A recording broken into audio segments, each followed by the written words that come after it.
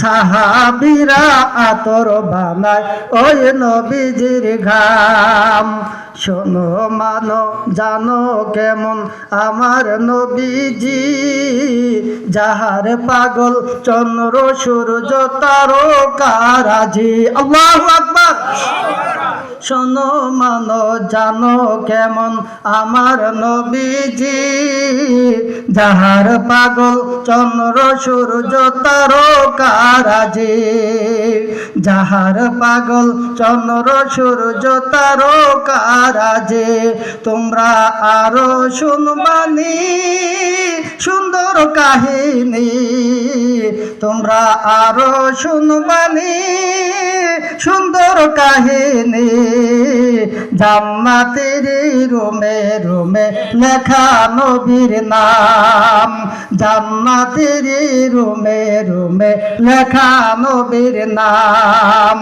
রহমতে আলম নবী নূরে মুজাসসাম, সাহাবীরা আতর বানায় ওই নবীজির ঘাম।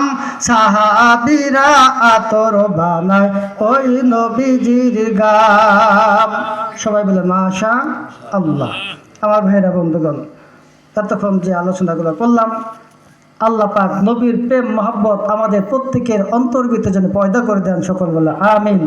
যত ইবাদত বন্দেগী যা কিছু করেন, নবীজির প্রেম মহব্বত নিয়ে যদি ইবাদত বন্দেগী না করেন, একটা ইবাদত আল্লাহর তরফে কবুল হবে না, একটা ইবাদত কবুল হবে না। হাদিসে তো আছে, আপনাদের ইমাম সাহেব হাদিসটা বলছেন, যতক্ষণ পর্যন্ত আপনার চেয়ে, আপনার পরিবারের চেয়ে, আপনার মা বাবার চেয়ে এবং কি আপনার জীবনের চেয়ে আল্লাহর হাবিবকে আপনি বেশি ভালোবাসতে না পারবেন, ততক্ষণ পর্যন্ত আপনি মুমিন হইতে পারেন নাই। কথা বলেন ঠিক কিনা?